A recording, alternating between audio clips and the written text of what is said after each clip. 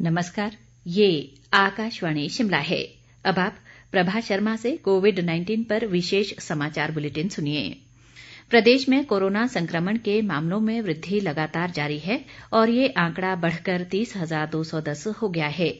इनमें से 6,372 सक्रिय मामले हैं, जबकि 23,359 लोग उपचार के बाद स्वस्थ हो गए हैं।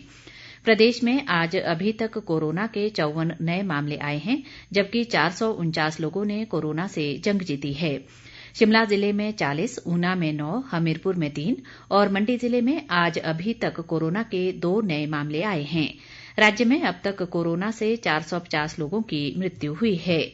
मंडी जिले में इस समय कोरोना के 1,576, शिमला में 1,355, जबकि कुल्लू जिले में 741 सक्रिय मामले हैं। प्रदेश विधानसभा का शीतकालीन सत्र 7 से 11 दिसंबर तक धर्मशाला के तपोवन में आयोजित किया जाएगा। राज्यपाल बंडारू दत्तात्रेय ने विधानसभा सत्र करवाने को लेकर मंजूरी दे दी है और इस संबंध में अधिसूचना जारी कर दी गई है। सत्र के दौरान सदन की कुल 5 बैठकें होंगी। कोरोना महामारी को देखते हुए शीतकालीन सत्र में विशेष प्रबंध किए जाएंगे। विधानसभा अध्यक्ष विपिन परमार ने तपोवन विधानसभा परिसर में एक बैठक की अध्यक्षता करते हुए कहा कि इस दौरान कोविड-19 प्रोटोकॉल का विशेष ध्यान रखा जाएगा। उन्होंने कहा कि सत्र से पहले और सत्र के दौरान सैनिटाइजेशन की व्यवस्था सहित विधानसभा परिसर में कोविड-19 टेस्टिंग सेंटर भी स्थापित किया जाएगा। परमार ने कहा कि इस दौरान सामाजिक दूरी के साथ साथ विधानसभा परिसर में प्रवेश पर मास्क पहनना भी जरूरी होगा।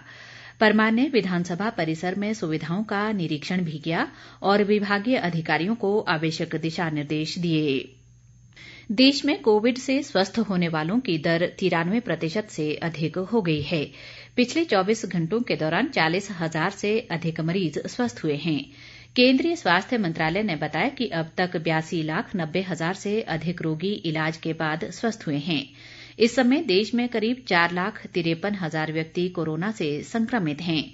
पिछले 24 घंटों के दौरान 29,000 से अधिक नए मामलों का पता चला। मृत्यु दर 1.47% है, जो विश्व के अन्य देशों की तुलना में काफी कम है।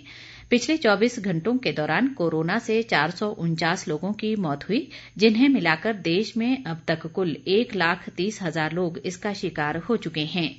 भारतीय आयुर्विज्ञान अनुसंधान परिषद के अनुसार पिछले 24 घंटों के दौरान 8,44,000 से अधिक कोरोना परीक्षण हुए, जिन्हें मिलाकर अब तक कुल 12,65,00,000 कोविड परीक्षण हुए हैं। केंद्रीय स्वास्थ्य मंत्री डॉक्टर हर्षवर्धन ने कहा है कि सभी के लिए स्वास्थ्य हेल्थ फॉर ऑल के बिना भविष्य बेहतर नहीं हो सकता है। विश्व स्वास्थ्य संगठन के कार्यकारी बोर्ड की अध्यक्षता करते हुए स्वास्थ्य मंत्री ने स्वास्थ्य प्रणालियों को मजबूत करने के लिए वैश्विक भागीदारी और वैश्विक सार्वजनिक स्वास्थ्य में निवेश पर बल दिया।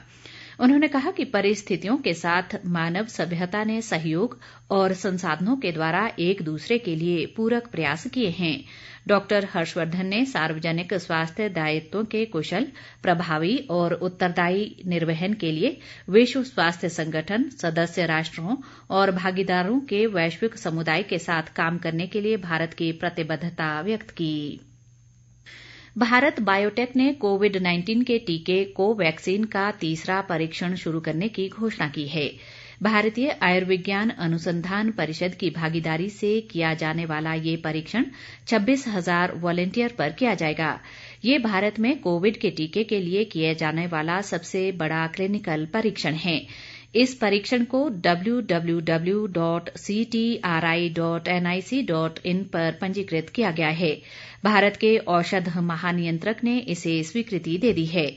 कोवैक्सीन के पहले और दूसरे क्लिनिकल परीक्षण में 1,000 विषयों का विश्लेषण किया गया था। भारत बायोटेक भारतीय आयुर्विज्ञान अनुसंधान परिषद और राष्ट्रीय वायरोलॉजी संस्थान के सहयोग से कोवैक्सीन टीका बना रही है। इसी के साथ ये समाचार बुलेटिन समाप्त हुआ। नमस्कार।